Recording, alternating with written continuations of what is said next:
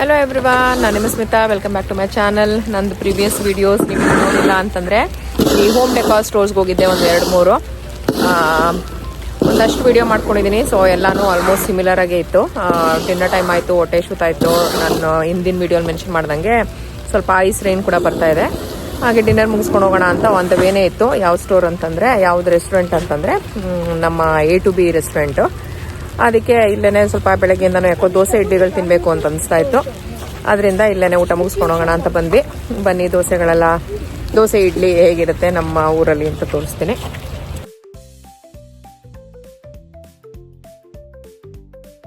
ನಾವು ಇವತ್ತು ನಮ್ಮ ಇಂಡಿಯನ್ ವೆಜ್ ರೆಸ್ಟೋರೆಂಟ್ A2Bಗೆ ಬಂದಿದ್ದೀವಿ.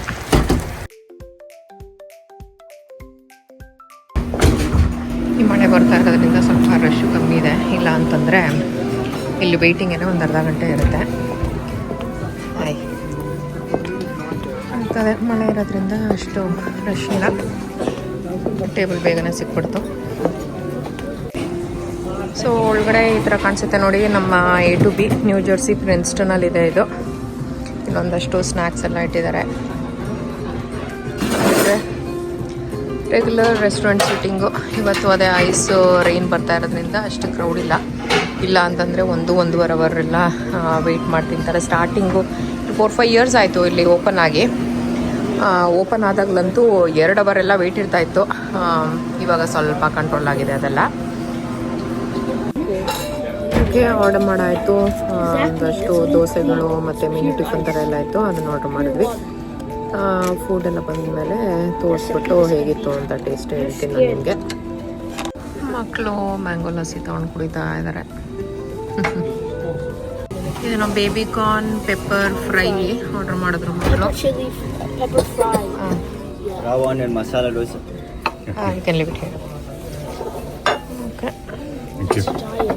ನಾಗೇಂದ್ರ ರವಾ ಆನಿಯನ್ ಮಸಾಲ ದೋಸೆ ತೊಗೊಂಡ್ರು. ನೋಡೋಕ್ಕಂತೂ ತುಂಬ ಚೆನ್ನಾಗಿ ಕಾಣಿಸ್ತಾ ಇದೆ.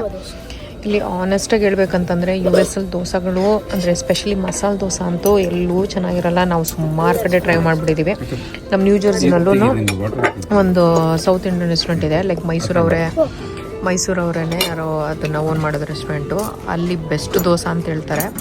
ನಾನು US ಬಂದಾಗ್ಲಿಂದನೂ ಅಲ್ಲಿ ಟ್ರೈ ಮಾಡ್ತಾನೇ ಇದ್ದೀವಿ. ಒಂದು ಸರಿನೂ ಅಂದರೆ ಒಳ್ಳೆ ಮಸಾಲೆ ದೋಸೆ ತಿಂದ್ವಿ ಅನ್ನೋ ರೀತಿ ಅನಿಸೇ ಇಲ್ಲ. ನಮ್ಮ ಊರುಗಳಲ್ಲಿ ದರ್ಶನಿಲಿ ಎಷ್ಟು ಚೆನ್ನಾಗಿ ಎಣ್ಣೆ ಬೆಣ್ಣೆ ತುಪ್ಪ ಎಲ್ಲ ಹಾಕ್ಕೊಡ್ತಾರೆ. ಇಲ್ಲಿ ಅಷ್ಟೊಂದು ಈ ಬಟ್ರೆಲ್ಲ ಚೆನ್ನಾಗಿ ಸಿಕ್ಕಿದ್ರೂ ಇಲ್ಲಿ ಇದು ಬಟರ್ ಹಾಕೋಕ್ಕೇ ಒಳ್ಳೆ ತುಂಬ ಜಿಪುಣತನ ಮಾಡ್ತಾರೆ. ಹಂಗಾಗಿ ಟೇಸ್ಟೇ ಬರಲ್ಲ ದೋಸೆಗಳದ್ದು. ಇವತ್ತು ನಮ್ಮ A2B ಹೆಂಗಿರುತ್ತೆ ದೋಸೆ ನೋಡೋಣ. ಇವಾಗ ಸದ್ಯಕ್ಕೆ ಸ್ಟಾರ್ಟರ್ಸಲ್ಲಿ ಶುರು ಮಾಡ್ತೀವಿ. ಇದು ಆ ಥರದ್ದು ಮಸಾಲ ದೋಸೆ. ಆ್ಯಂಡ್ ಇದು ನಾನು ಮಿನಿ ಟಿಫನ್ ತೊಗೊಂಡೆ. ಇದರಲ್ಲಿ ಉಪ್ಪಿಟ್ಟು, ಆಮೇಲೆ ಪೊಂಗಲ್ಲು, ಒಂದು ದೋಸೆ, ಒಂದು ಇಡ್ಲಿ, ವಡ, ಸಾಂಬಾರು, ಚಟ್ನಿ ಕೊಟ್ಟಿದ್ದಾರೆ. ಹೇಗಿದೆ ನೋಡೋದನ್ನು ಈಗ ನೀವು ನೋಡ್ತಾ ಇದ್ರಲ್ಲ. ಈ ದೋಸೆ ನೋಡಿ ಬೆಳ್ಳ ಕಾಣಿಸ್ತಾ ಇದೆ. ನಮಗೆ ಮಸಾಲೆ ದೋಸೆ ಅಂದರೆ ರೋಸ್ಟ್ ಆಗಿದ್ರೆ ಚೆನ್ನಾಗಿರುತ್ತೆ ಅಂತ. ಇದು ಸ್ವಲ್ಪ ಬಿಡಿ ಆಗಿದೆ. Ghee roast here. Thank you. ನನ್ನ ಮಗ ಗೀ ರೋಸ್ ತೊಗೊಂಡ. ಅವ್ನು ಕೋನ್ ತರಬೇಕು ಅಂತ ಅವ್ರು ಕೋನ್ ಥರನೇ ಮಾಡಿಕೊಟ್ಟಿದ್ದಾರೆ. ಇದು ಒಂದು ಸೌಟಲ್ಲಿ ಒಂದು ನಮ್ಮ ಊರಾಗೆಲ್ಲ ದೋಸೆ ಹಾಕೋದು ಇರುತ್ತಿರಲಿಲ್ಲ. ಸಿಕ್ಕಾಪಡೆ ತೆಳ್ಳಗೆ. ನೋಡೋಣ ನನ್ನ ಮಗ ಇಷ್ಟಪಡ್ತಾನೆ ಏನು ಅಂತ. ಇದಾದ್ಮೇಲೆ ಕೇಳ್ತೀನಿ ಟೇಸ್ಟ್ ಹೇಗಿದೆ ಅಂತ. ಸೊ ಇವತ್ತಿನ ಆರ್ಡರ್ ಇಷ್ಟೇ. ಇವಾಗ ನಾವು ಬ್ಯಾಟಿಂಗ್ ಸ್ಟಾರ್ಟ್ ಮಾಡ್ತೀವಿ. ಅದರ ಹೇಗಿದೆ ನಿನ್ನ ದೋಸೆ? ಚೆನ್ನಾಗಿದೆ. ಚೆನ್ನಾಗಿದೆಯಾ? ಸಾಂಬಾರ್ ಜೊತೆ ತಿನ್ನೋ, ಚೆನ್ನಾಗಿರುತ್ತೆ. ಯಾರು ಟೇಸ್ಟ್ ಮಾಡಿ ನೋಡೋ ಹೇಗಿದೆ ಅಂತ ನಿನ್ನ ದೋಸೆ ಹೇಳು. ಚೆನ್ನಾಗಿದೆಯಾ? ಎಂದಾಗಿದೆ ಯಾರು? ಚೆನ್ನಾಗಿದೆಯಾ? ನಾಗೇಂದ್ರ ಟೇಸ್ಟ್ ಮಾಡ್ತಾ ಇದ್ದಾರೆ ಅವ್ರು ರವೆ ದೋಸೆ ಆ್ಯಕ್ಚುಲಿ ಚೆನ್ನಾಗಿರುತ್ತೆ ಮಸಾಲೆ ದೋಸೆ ಕಂಪೇರ್ ಮಾಡಿಕೊಂಡ್ರೆ. ಹೇಗಿದೆ? ಚೆನ್ನಾಗಿ ದೋಸೆ ಹಾಗಾದರೆ ಅವ್ರದ್ದು ಆನಿಯನ್ ರವಾ ದೋಸೆ ಟ್ರೈ ಮಾಡ್ತಾ ಇದ್ದಾರೆ. ನಾನು ಎಲ್ಲನೂ ಟೇಸ್ಟ್ ಮಾಡಿಬಿಟ್ಟು ನಂದು ರಿವ್ಯೂ ಕೊಡ್ತೀನಿ.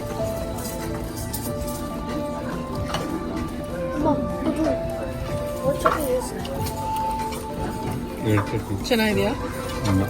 ಚೆನ್ನಾಗಿಲ್ವಾ? ತುಂಬ ಕಡಿಮೆ. ನಾಗೇಂದ್ರಾಗ ಅಷ್ಟು ಇಷ್ಟ ಆಗಲಿಲ್ಲ ರವಾ ದೋಸೆ ಅಂತ ಹೇಳ್ತಾ ಇದ್ದಾರೆ. ನಾನು ಟೇಸ್ಟ್ ಮಾಡಿಬಿಟ್ಟು ಹೇಳ್ತೀನಿ. ಓಕೆ, ನಾನು ಬೇಬಿ ಕಾರ್ನ್ ಟ್ರೈ ಮಾಡ್ತಾ ಇದ್ದೀನಿ.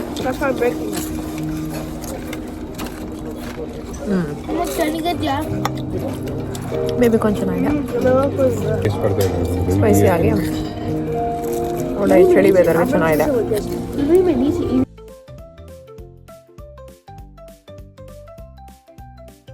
ಓಕೆ, ನಂದು ದೋಸೆಗಳು ಟ್ರೈ ಮಾಡ್ತಾ ಇದ್ದೀನಿ.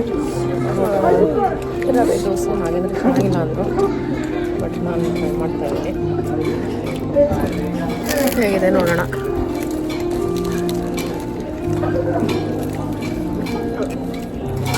ಚೆನ್ನಾಗಿದೆ ದೋಸೆ ನೋಡಿ. ಇದನ್ನಂತೂ ಒಂದು ಸ್ಪೂನಲ್ಲಿ ಇಷ್ಟೆಲ್ಲ ದೋಸೆ ಮಾಡಿದ್ದಾರೆ. ಇಷ್ಟರೇ ನಿಮ್ಗೆ ಕಾಣಿಸ್ತಾ ಇರ್ಬೋದು.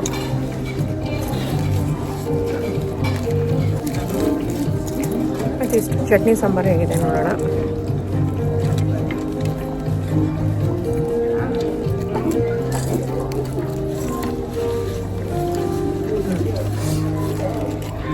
ಸಾಂಬಾರು ಚೆನ್ನಾಗಿದೆ,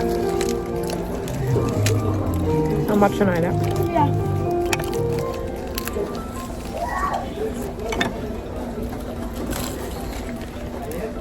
ತುಂಬ ತೆಳು, ತುಂಬಾ ಪೇಪರ್ಗಿಂತನೂ ತೆಳು ಇದೆ.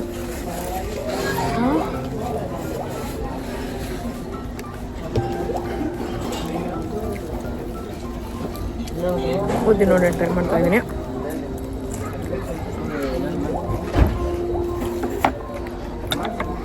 ಉದ್ದಿನ ವಡೆ ಚೆನ್ನಾಗಿದೆ. ಒಂದು ಇಡ್ಲಿ ಕೊಟ್ಟಿದ್ದಾರೆ, ಇಡ್ಲಿನೂ ಟ್ರೈ ಮಾಡೋಣ. ಇಡ್ಲಿ ಚೆನ್ನಾಗಿದೆ, ಸಾಫ್ಟಾಗಿ.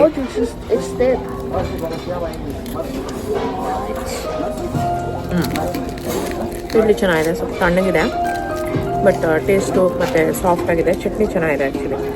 ಚಟ್ನಿ ಮತ್ತು ಸಾಂಬಾರ್ ಇಸ್ ನೈಸ್. ಉಪ್ಪಿಟ್ಟು ರವನ್ಲಿ ತುಂಬ ಚೆನ್ನಾಗಿದೆ, ರವೆ ಉಪ್ಪಿಟ್ಟು. ಆ್ಯಂಡ್ ಪೊಂಗಲ್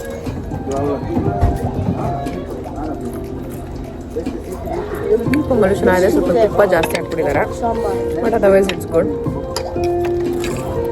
ದೋಸೆ ಹಂಗಿದ್ರು ಚಟ್ನಿ ಮತ್ತು ಸಾಂಬಾರಿಂದ ದೋಸೆ ಟೇಸ್ಟ್ ಚೆನ್ನಾಗಿ ಅನಿಸ್ತಾ ಇದೆ. ಸೊ ಇದನ್ನೆಲ್ಲ ತಿಂದ್ಬಿಟ್ಟು ಆಮೇಲೆ ಸಿಗ್ತೀವಿ.